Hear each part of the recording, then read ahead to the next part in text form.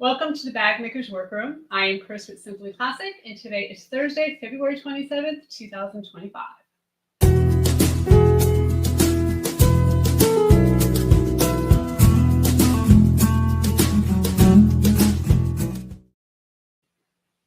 We want to thank you all for joining us this evening.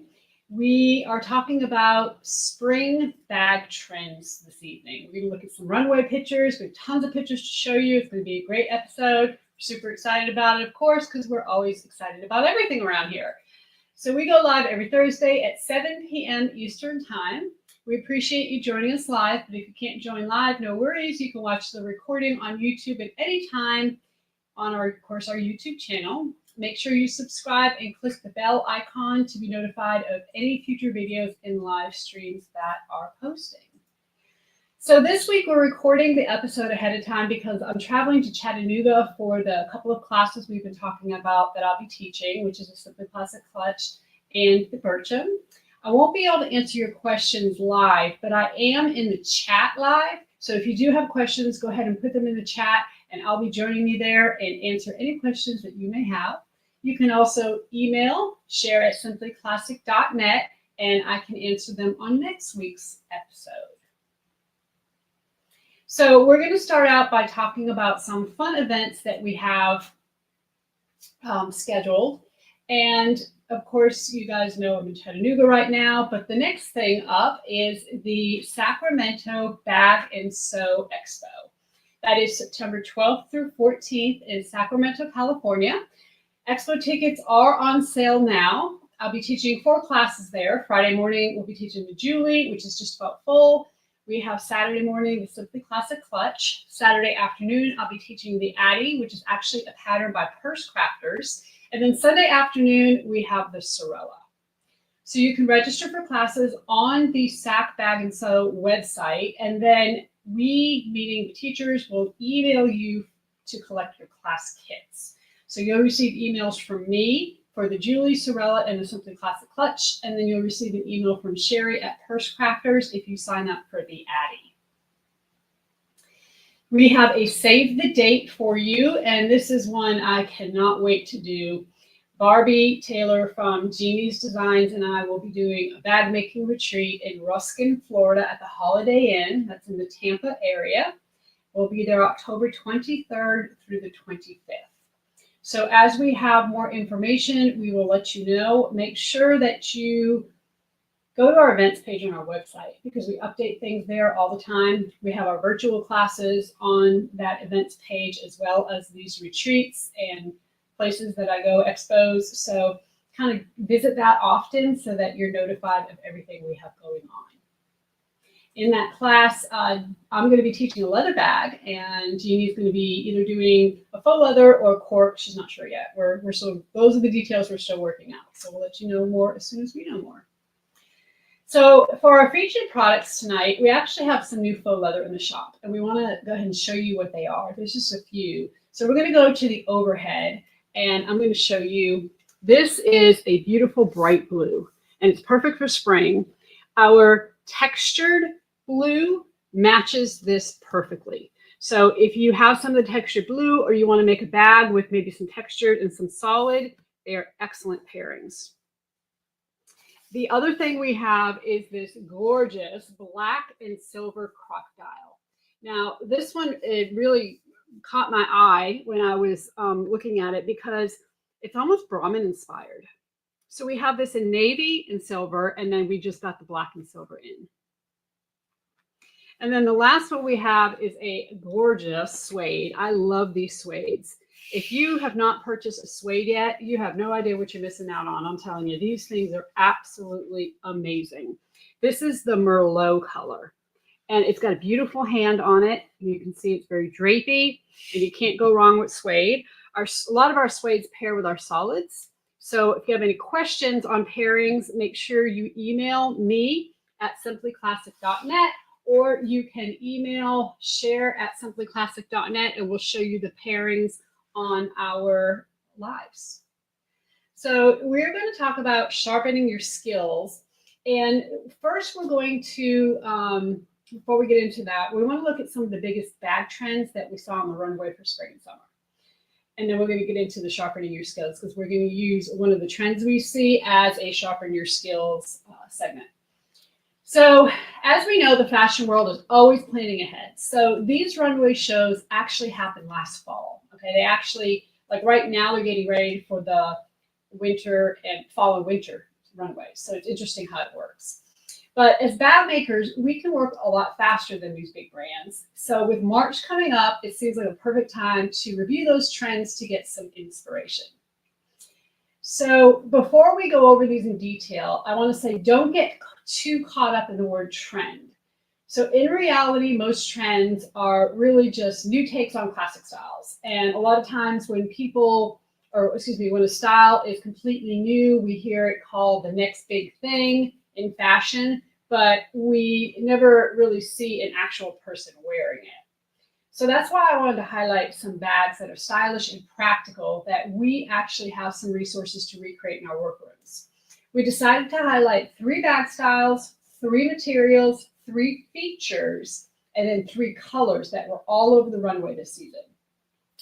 So as I mentioned, we'll go over these in more detail in just a minute, but this is just a comparison chart so you can see what we're going to be looking at. So for shapes, we're going to be looking at the east-west shape, the slouchy shape, and belt bags. Materials is going to be suede, which is really amazing to me that suede is so popular for spring, but it is. Croc and snake.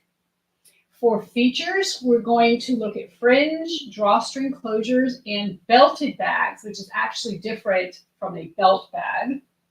And then colors, believe it or not, burgundy is huge for spring. Their sunset colors are huge for spring, like pink and orange, and then also green. So let's take a little bit closer look at each one of these. And we're going to start with the east-west bags. So east-west bags are defined by their wide, short proportions and their long rolled handles, as you can see here. Usually the handles are placed near the center of the bag instead of on each end. And these bags have been very popular since last year when Elia Lateco came out with them. And we can see it on the left here. It's that brown bag. So Lateco is the French word for Dachshund. And of course, everybody knows or should know that Dachshund are those little small dogs that people refer to as sausage dogs or hot dogs. I guess that's the reason why they call this a bag, a hot dog bag, right? Since a lot of designers have released their own take on this style, you can see here that, Victoria Beard released one, and then Stella McCartney released one. Everybody kind of has their own feeling about these bags, and it's certainly unique. I'm probably not the biggest fan of them, but it doesn't mean that it's not a cool bag, and I'm just not sure function-wise how they would work. The proportions feel a little bit off to me, especially when the strap connectors are more over half the height of the bag. The green Victoria Beard bag in the center that has the top handle instead looks a little bit more proportionate to me. But again, these are your bags. You do what you want. The one on the right, the Stella McCartney bag, is something that was on the runway this year.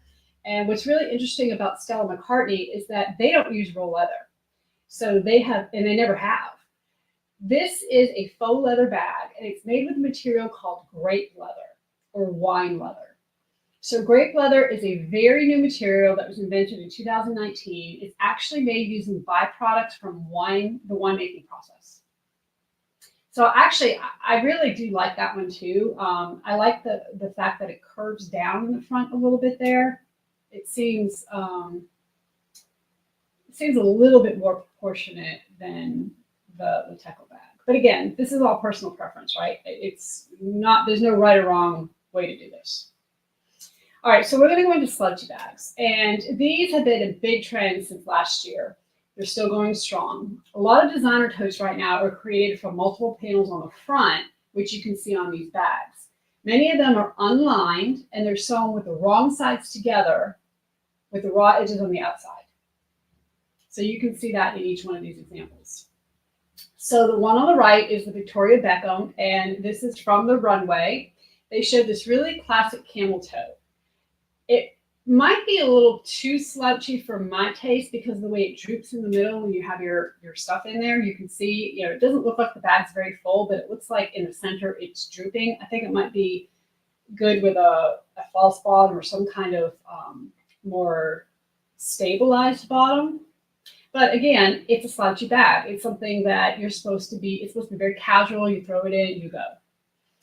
The bag in the center, I know a lot of you love, and I'm just going to say stay tuned for future Simply Classic stuff. We'll just leave it at that. But it's the Todd's Timeless Shopping Bag. And a few of you have posted this bag in the Inspiration Facebook group, and it's really a fantastic bag. The shape and the construction are really done well. This version is made with raffia and leather trim. The bottom is actually semi-stiff veg tan leather and it has purse feet on it. And in other photos where it's being carried, you can tell it hangs a little bit nicer than the Victoria Beckham bag, in my opinion. And then finally, the more affordable end of the spectrum is this pink Los Feliz tote bag from the Sack. I like the darker pink stitching that they used. It makes a simple bag a little more visually interesting. So I always tell you that usually darker threads work better on bags, and this is a really good example of that. So again, I am working on something that will probably be available in the next week or so. Maybe something from this page, we'll see. So stay tuned for that. Okay, belt bags. So belt bags are perfect for spring and summer because we're getting outside more. Maybe we're going to the farmer's market or festivals, we're traveling, and it's nice to be able to carry a bag hands-free. It seems like belt bags really made a comeback a few years ago, and they're definitely back on the runway this season. So here in the US, we often hear them called fanny packs. I don't really love that term because I think we tend to associate it with a very casual, sporty bag, and that's not always the case. Also, it has a different meaning in other countries that may not be so appropriate. So we're going to not use that term. And instead here, we're going to use belt bag. So you can see here that the belt bags can be very, very classy and very sophisticated. The one on the right is from the Max Mara runway show, and it almost looks like a crossbody that's being worn around the waist. However, it's actually a bag that was designed as a belt bag. So she's wearing a belt. I don't think that her belt is the strap of the bag. I think it's separate. The red croc bag from Victoria Beckham is a little more traditional. And then the suede Valentino is more like what we consider a fanny pack, quote unquote fanny pack, a little more casual, a little more bohemian, and has a lot of rivets and grommets. Now we have a belt bag pattern called the Sorella. And I originally designed this for a trip to Italy. So we're going to switch to the overhead and I'm going to show it to you. I actually call this a hip bag versus a belt bag, but essentially it's the same thing. It is just a small version, you know, something you wear around your waist. It does have a belt closure, an actual belt buckle closure. Okay. You have this really cool flap that opens up, very unique closure here. The bottom falls down. You've got a lot of storage in here with some built-in credit card slots, place for your sunglasses. And then what is great about it is you also have this section here, which is a zipper section that you can put passports, cash, and things you want to keep a little more secure. Okay, so this is a really good example of a belt bag. All right, and that one's made out of some leather that we have. Okay, so from here, those are the three trending bag shapes. So now let's talk about materials because there were some really interesting natural materials on the runway this season. For example, raffia was everywhere, and raffia comes out of palm leaves. It's not necessarily a material that we have in our workrooms, so go check out these bags if you like. But for today, we're going to look at some more accessible materials that we have. And the first one being suede. So of course we have suede, which I just showed you the Merlot, and we have some really beautiful colors in spring colors, some pinks and blues. So we'll look at those in just a second. But it's really unusual to see suede on the spring and summer runway, but it was there. And so when we look here at these bags, the J.W. Anderson bag on the right is called the loafer bag. And the reason why is because it was inspired by a men's loafer shoe. It's a brand new style they just released, and it was actually the only bag that J.W. Anderson featured on their runway show. The green color is really pretty. Green is usually a color that not a lot of people like, but we're going to see a lot of green in these runway photos. It is really actually perfect for spring because it kind of, reminds you of grass and leaves, and so don't knock green. I think green's a great color. We also have two more neutral bags that are a little slouchier and more of a bohemian style. There's an Isabel Marant bag, which is a bucket bag on the left, and a Liffner hobo bag in the middle. The Liffner bag really makes me want to see the Lusso in suede. I think that would be a great option. So we did recently start carrying suede, Faux suede in the shop, and we have some really pretty colors, and I think it will be great for spring. So we'll go over those in a later episode. We actually have an example of that in the perfect pairing, so we'll get to that in just a minute. So the next thing I want to talk about is embossed croc bags. I don't think croc ever goes out of style. I think that's one of those things that is going to be here forever, and it's having a moment right now, but I think it always has a moment. I think croc is just so classy. There's definitely real crocodile bags out there, but it's much more common to see embossed croc, which is basically either a lamb or a cow skin leather that has the crocodile pattern embossed on it, or of course faux croc, meaning like a faux leather crocodile. The crocodile leather, the real leather, has more variation in the texture. It has what's called valleys between the scales, where embossed croc has a much more consistent look and it won't be as bumpy as the real thing. So traditionally, we tend to see a lot of rectangular and structured crocodile bags like this Jacquemus bag in the middle. But lately, designers have gotten very creative with shapes and styles. So on the right, we have a photo from Loewe, which is the runway show that they had, and it's their flamenco bag. The bag is usually made with a solid leather, but how amazing does this look in the burgundy croc? It's really pretty.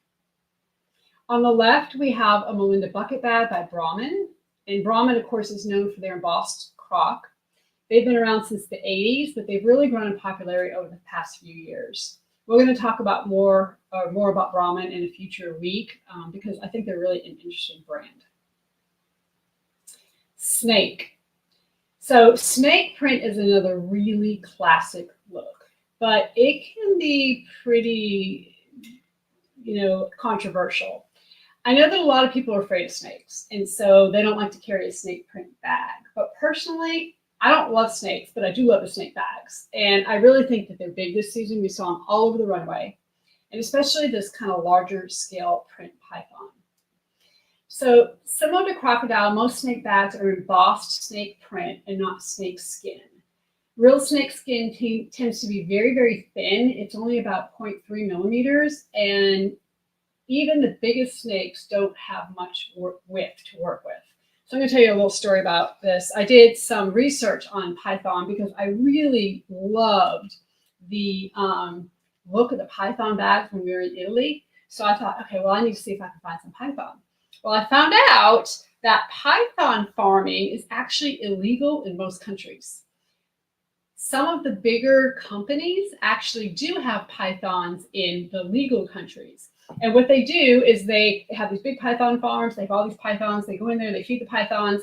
And they found that when a python stretches out beside the person that's going in to feed it, basically that snake is sizing itself up to see if that person would fit in the python's body. So basically it's trying to figure out if it can eat them.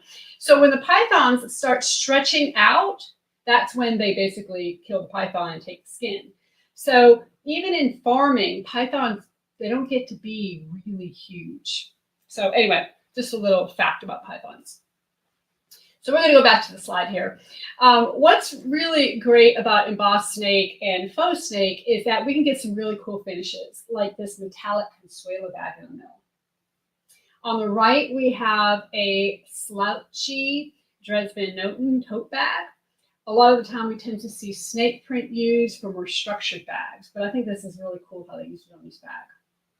I like the contrast between the casual shape of the tote and the snake print. And then on the left is a really pretty green Miss Sicily bag from Dolce & Gabbana. And what's unique about this bag and a lot of the Dolce & Gabbana bags is that they actually use real python skin. So they must be one of the ones that have one of those legal python farms. Okay. Let's talk about Fringe. There was Fringe all over the runway. And, you know, they can really make a bag unique. So a lot of times, Fringe bags are associated with a more bohemian or Western look. But Fringe is actually very versatile. And after we go through all these trends, this is going to be the sharpen your scales. I'm going to show you the easiest way to cut Fringe for your bags. But first, let's look at these examples. So on the right, we have a woven leather bag from Michael Kors runway show. It's a take on Fringe I've never seen before, but it's certainly very, very creative. It almost looks like a little cartoon character with hair sticking out, doesn't it? It's so cute. I love the way the Fringe is just like shorter and it almost looks like feathers, right? But it's not, it's Fringe. The middle bag is a Maj bag, and this one is really interesting because the Fringe is placed along the side seams, which we don't see very often. A very structured bag with Fringe. Very cool. And then the black bag is a Coach bag, and it's certainly a more traditional take on what we would consider a Fringe bag. This is actually a re-release of a bag they introduced in 1964, and of course the 1960s were kind of the golden era of Fringe.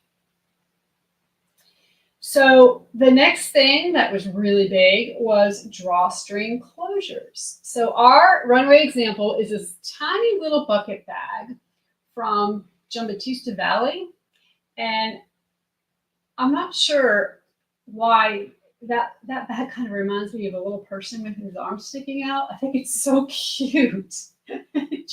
I could say like when you walk, they probably bounce a little bit. But it just, I don't know. When I saw this, I thought it was really cute. It just surprised me. But usually we associate drawstring closures with bucket bags and backpacks. But lately they've been appearing on all kinds of bags. So on the left is a Jimmy Choo bag from last year that has a really cool shape to it. The middle we have a clutch from COS, which is owned by H&M. So this one looks really interesting because it almost looks like an oversized pouch the way it closes. So let's talk about belted bags. So belted bags are different than belt bags. A belt bag is a bag you wear around your waist, kind of in the where you would wear your belt. Belted bags actually get their name from a horizontal strap across the front. Sometimes the strap is just decorative, and other times it's functional. But the most famous belted bag is probably the Hermes Kelly bag, which has been around since for almost 90 years. And of course, we looked at that in a previous episode. So it's really not a new feature, but as we can see here, designers are using belts in new ways. So the Miu Miu runway show featured this bag on the right, which uses a swivel clasp and grommets to secure the belt. You can see that's we talked a couple of weeks ago about different ways to use hardware, and that would be a really good example of one. The middle is a totem buckle bag, and there's also an internal clasp to actually keep the bag closed, but the belt is what gives it its kind of cinch shape. I really like the look of this bag because a lot of times we see belted bags shorter and wider, and this one's kind of skinnier and taller, and I really like that. That one caught my eye. And then on the left, of course, we have a Prada bag. And this one really looks like a belt, right? It looks like almost like a pair of pants, and you have a belt at the top. It looks like a traditional belt buckle. And this would be something that you could easily recreate. All right, let's talk about the final three trends. And the first one is color. So burgundy. Burgundy bags have been a big trend since last fall. Like we talk about with suede, burgundy is usually considered more of a fall or winter color. So it's really interesting to see it on the spring and summer runway. Coach featured this huge clamshell clutch on the right. I'm not really sure if you can call it a clutch. As you can see, it is huge. But again, a lot of times these runway shows do things in a big way. It's not reality. It's not necessarily what we would be carrying down the road. But on a more practical side, we have a belted Kate Spade bag and a Mansur Gabrielle hobo bag. So the hobo bag reminds me of the burgundy Musso I made recently. So we're going to switch to the overhead real quick, and I'm going to show you that one more time. I'm going to have to zoom out just a little bit. Oh, wrong way. There we go. So this was the burgundy. This is a leather that we have, burgundy leather, absolutely gorgeous. And what I did differently, of course, on the Lusso is we have some Chicago screws here on the side where the strap adjusters are. But you could certainly leave those off, and you could create a very similar hobo bag, especially if you use the same color strap. I actually used a brown strap here. But just like every other bag that you make, this is your bag. You make it what you would like to see. Okay. So we are going to move on to the sunset hues. And the sunset hues are the pinks and the oranges and magentas. I mean, they're really beautiful colors. And to me, these are definitely spring and summer colors. So not to get too scientific, but I thought this is really interesting. So at sunrise and at sunset, light has to travel through more of the atmosphere to reach us because it's at an angle. The color blue has a shorter wavelength, so most of it scatters by the time the light reaches us. Red and orange have a longer wavelength, and that's the reason why it causes those beautiful colors at sunrise and sunset. So anyway, just a little fun fact about color. The Armani runway show was full of these colors, from coral to hot pink to burnt orange. And Armani is known for using a lot of neutral tones, so this collection really stood out. The middle is a Michael Kors bag that combines three of the trends we talked about today. It's bright orange, which is the sunset hue.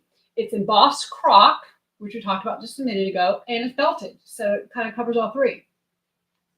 And then on the left is a berry colored coach. This shape is called half moon. But what's really interesting about this bag is that it uses a swivel clasp and must be a D-ring to create the top of the handle. And then you can actually unhook it and put a strap on it and make it a crossbody bag.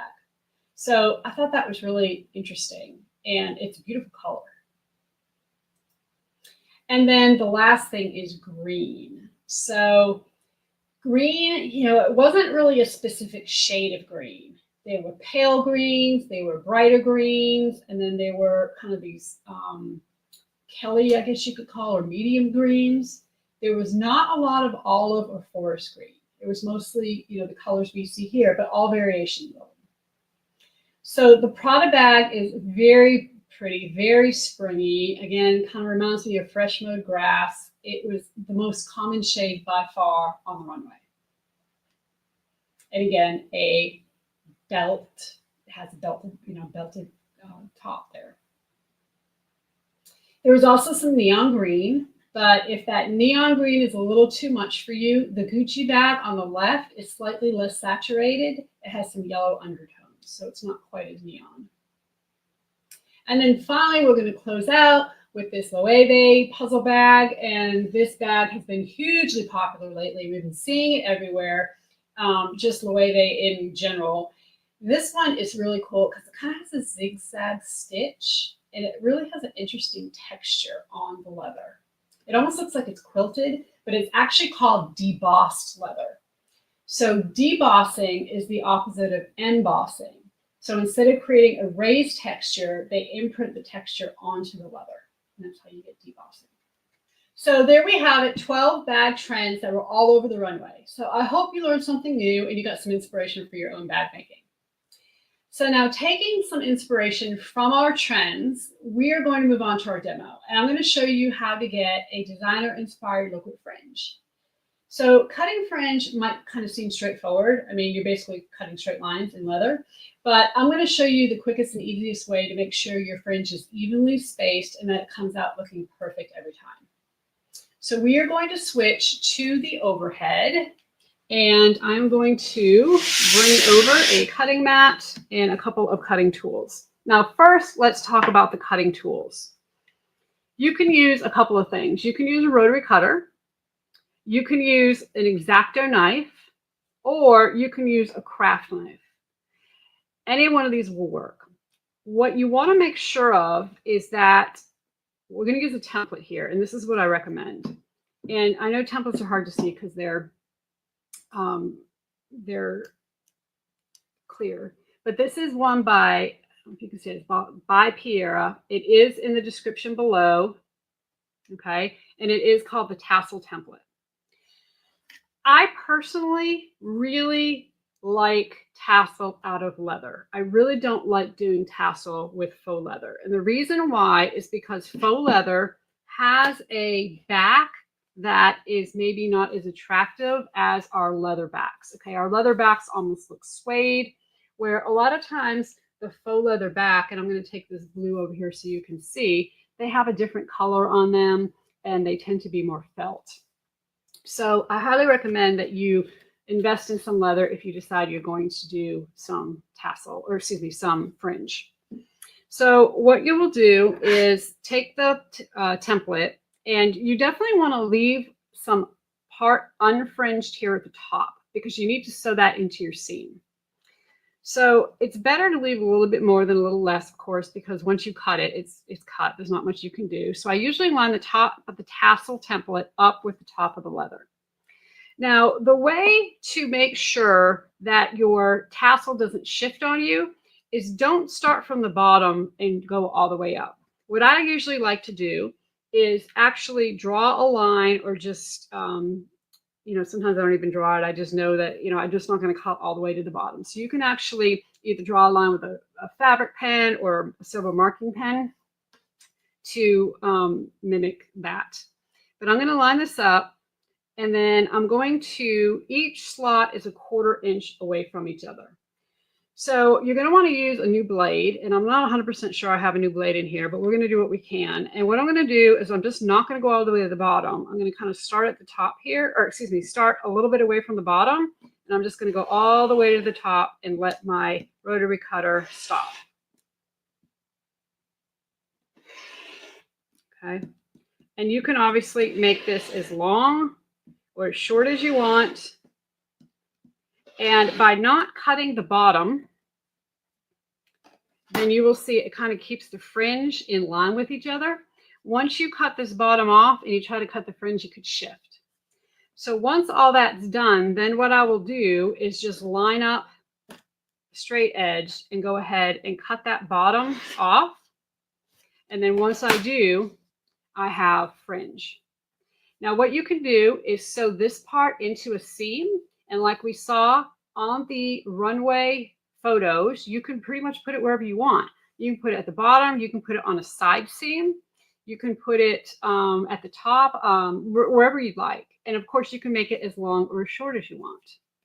So that is how I recommend you cut fringe. And if you're really interested in doing a lot of fringe, it's going to be worth investing in this template. Okay, let me go ahead and move that aside. And we are now going to talk about our featured product. So we're going to specifically talk about our suede because, of course, suede was on the runway. It was everywhere, interesting for spring. But if you have, this is a really beautiful paint color, and that would be gorgeous for spring. Absolutely gorgeous. This pairs wonderfully with our mauve solid faux leather, and that would make an amazing bag. Okay, so for perfect pairings, we have our paint suede, we have our mauve solid faux leather. Now, for colors, for colors of thread, I actually think I would use a gray here. And, I just think pink and gray go really well together. We don't really have a pink thread that matches this exactly. And so if I had to choose, that's what I would do, is use a gray. And then for the lining, I would use the dotty dots gray for the lining. And I think that right there would make a really beautiful bag. This thread color is concrete. Okay. That would be our faux leather option. Okay. So let's go ahead and take a look at our leather option. So green was on the runway everywhere. And what we suggest is, let me pull it over. We have this beautiful green leather. So the green leather, we're actually calling this pale green. Okay, that's the color of this leather. For lining, we still think that the dotty dots would really go great with this. We think that would be a really good option. And then I would use white thread with it. And I think that right there would make a gorgeous bag.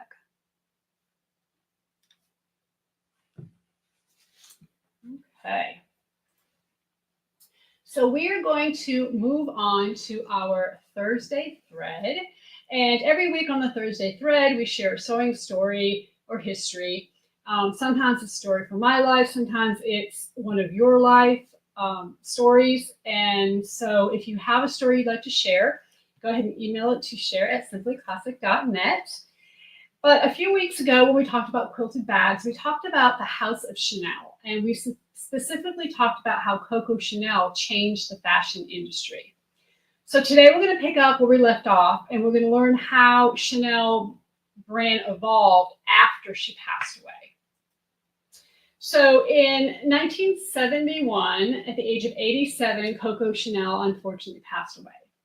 And for the next 12 years, the House of Chanel really struggled. It went through a series of creative directors, but none of them succeeded at keeping Chanel's legacy alive. And Chanel was considered to be a dying brand by the 80s. But that all changed when Karl Lagerfeld was hired in 1983. And we talk about, we're going to talk about his time at Chanel for just a little bit. And if you remember, Lagerfeld, we've talked about him before. He was a very controversial man. He made a lot of derogatory statements over the years, but he claimed that his offensive persona was all an act. It's hard to know who he really was as a person because he was so contradictory. But his impact on the fashion world is very, very clear. He was born in Germany in 1933. And although he always lied about his age and he claimed to be younger, kind of like Coco Chanel, she did the same thing. And she also embellished, he embellished his story of his childhood. Coco Chanel embellished her story of her childhood. So in that sense, they were very similar. He claimed that he grew up in a castle and that his father was a Swedish aristocrat, but that was not the truth. His father was actually a German Nazi who came from a family of successful wine merchants, and they lived in a 4-bedroom house. So, I mean, I guess I understand why maybe he wouldn't want to identify his father's true identity or to say what his father's true identity was. But as a child, Lagerfeld was always sketching and drawing. And of course, he loved fashion. And this is a drawing he did of himself napping in his bedroom. When he drew this, he was 9 years old. And it's very clear he had talent from a very young age. Lagerfeld's fashion career began in the mid-1950s when he won 2 prestigious competitions for his clothing designs. In one of these competitions, he met and befriended another designer you may know, which is Yves Saint Laurent, and they remained friends for years until Lagerfeld's partner, Jacques, had an affair with Yves Saint Laurent. So the love triangle caused a falling out, and the 2 designers became bitter rivals for the rest of their lives. That same design competition in the 1950s is also where Lagerfeld met the designer Pierre Balmain, and he hired Lagerfeld as his apprentice. Over the next 10 years, he designed for a lot of prominent fashion houses. In 1965, he was hired by Fendi, as you know from a previous episode we talked about him then. And he was hired by them to modernize their line of furs. But at the same time, he was also designing for Chloe, where he became known for his use of prints and layers. His signature look changed a lot over the years. In the 1970s, he created a soft look which featured really sleek, thin garments without lining or bulk. We can see some of the examples here. He said he couldn't imagine adding lining back into his designs, but by the 1980s, he completely changed his tune. Because the 1980s ushered in a structured look like shoulder pads and peplums, which was a complete departure from his previous designs. So we can see some of his looks from the early 80s here. They're very different from his earlier designs, but he was consistent with his use of layering in different pieces and using bright colors. And as we mentioned in last week's live, one of the things I said is you always need to be changing. Business never stays still. You have to be dynamic. You have to change with the times. And this is a perfect example of that. So Lagerfeld's colorful designs were very different from what he wore in his day-to-day life. His signature look was a slim black jacket, a crisp white button-down shirt, dark trousers, black gloves, and black sunglasses. He was also known for his dramatic accessories, including his monocules and his Japanese fans. So since we're talking about handbag history, let's also look at some of the bags that Lagerfeld designed during his early years at Fendi and Chloe. So on the left, we have a structured red Fendi bag with a unique shape, very triangle shape, right? This is one from the 60s. Then in the middle is a Chloe bag from the 70s. And this was one made with straw embossed leather, which really gives it an interesting texture. And then finally, there's a patent leather Fendi bag from the 70s with embroidery on the flap. So based on these bags and the runway photos we saw, we can see that Karl Lagerfeld's designs were quite diverse. And by the early 1980s, he had a reputation for being very creative and very adaptable. Adaptable, that's the key word there. In 1983, Chanel hired him to revitalize the brand, which had been struggling since Coco Chanel had died. Hiring him proved to be a very smart move for Chanel. He was great at combining classic elements of the Chanel brand with new trends, and people absolutely loved it. Another reason for his success was, just like Coco Chanel, he created a larger-than-life persona for himself. Both he and Chanel had very distinctive personal styles, almost like a very chic uniform, and they rarely deviated from those looks. They were both controversial figures, but they thrived on that. And they really lived by the mentality that there's no such thing as bad publicity. One of Lagerfeld's simplest but most impactful contributions was to incorporate the interlocking CC logo into more of Chanel's designs. Remember that the logo was designed by Coco Chanel, so it wasn't new, but Lagerfeld used it in brand new ways. Consumerism was on the rise in the 1980s, and Lagerfeld knew that flashy designer logos were not so subtle way for people to show off the brand. In his first year in Chanel, he reintroduced the iconic 255 quilted bag with some modern upgrades. As a reminder, Coco Chanel released this bag in 1955, and it was one of the first quilted leather bags on the designer market. It also had a unique chain strap, which at the time, many women carried bags with short handles. So when Karl Lagerfeld brought the 255 back in 1983, he made a few changes. First, he added an interior flap to give it a more structured and make it more functional. And with this addition, he called the new version the double flap bag. He also added a turn lock with the interlocking CC logo. And finally, he replaced the traditional chain with a woven leather chain strap, which you can see here. So these are not photos of the actual bags from the 50s and the 80s. Originals are very rare, and photos tend to be bad quality. But these are newer versions of both styles, so you can see the differences. This is such a popular bag that Chanel has released a bunch of different versions in different sizes, materials, and colors. And here we can see a few examples. We can see that they still look like the quintessential Chanel bag, but with a modern twist. After Karl Lagerfeld joined the company, it's safe to say that Chanel was back. In the 1980s, Chanel opened up over 40 boutiques around the world. We've talked about how a lot of designers lost some of their prestige in the 80s because they were licensing their logos to make lower quality products. Chanel avoided that trap because they were much more selective in what they released.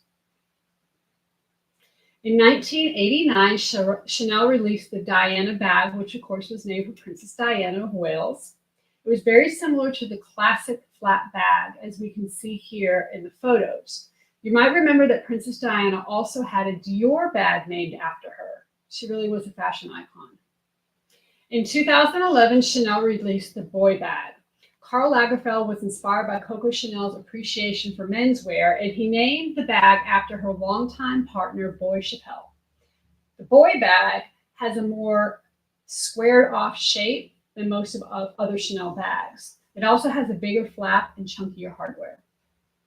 Those were all very classic quilted designs that carried on Coco Chanel's legacy. But Karl Lagerfeld also introduced designs that Mademoiselle Chanel probably would not have approved of, maybe, like these examples. So on the left is a denim tote from the 1980s. This bag was also available in leather, but the denim version was very trendy.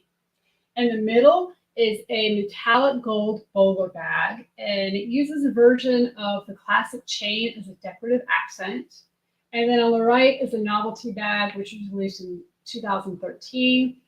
Believe it or not, it's a clutch, and it was designed to look like the iconic Chanel No. 5 perfume bottle. And of course, it has Chanel's signature chain strap. So all of these bags pay homage to Chanel, but I think that these, I don't know, these are not maybe as classy as what Coco maybe had in mind. But here's what you do. You try something like we mentioned last week, and if it doesn't work, you just change and keep on going. So, you know, these, I don't know, I think it just takes the Chanel name, it just kind of takes it in a new direction. But, you know, Lagerfeld was willing to push boundaries, and that was kind of part of his success. So he ended up staying with Chanel until his death in 2019 at the age of 85. His successor was Virginie Vinyard, who left the company last summer. And just a couple months ago, in December of 2024, Matthew Blazy was announced as the new artistic director of Chanel. He is best known for his work at Bottega Veneta, and his first collection with Chanel will be introduced in September. So something to note is that a lot of designer brands are really struggling right now. For example, Gucci and Saint Laurent are lowering bag prices and losing market share, but Chanel is doing much better. In 2023, they reported almost 20 billion with a B, in revenue, which was a 75% increase over a 5-year period. I mean, wow. However, a lot of people believe that their growth is coming at the expense of quality. You know, I don't know. Maybe not. Over the past few years, customers have complained of issues with the construction of the Chanel bags, as well as the materials. Allegedly, some of the bags are now being made with bonded leather, which, as you know from previous episodes, you know, bonded leather is one of the lowest kinds of leather, the lowest quality. It's really a big downgrade for them, but it's going to be interesting to see if Chanel addresses these issues and what else will change with Blase as a creative director. Okay, we are going to move on to Artistry Avenue, and Artistry Avenue is where we feature all of you, our customers, and each week we share photos that were posted in the Simply Classic bag making community on Facebook or emailed to share@simplyclassic.net. All of our Artistry Avenue featured bag makers will win a PDF pattern of your choice. This is open worldwide. If we feature your bag, you have 30 days to email share@simplyclassic.net to let us know which pattern you would like. So here are the bags that caught our attention this week. This busto was made by Diane Arujo of Daggett Creek Satchels. She made a leather handle and a chain strap with suede woven through the links. And it is absolutely gorgeous. This busto is such a classic bag. Patricia Arnold made this Bircham, and she made it in a red ostrich, obviously in conjunction with a quilt. Absolutely gorgeous.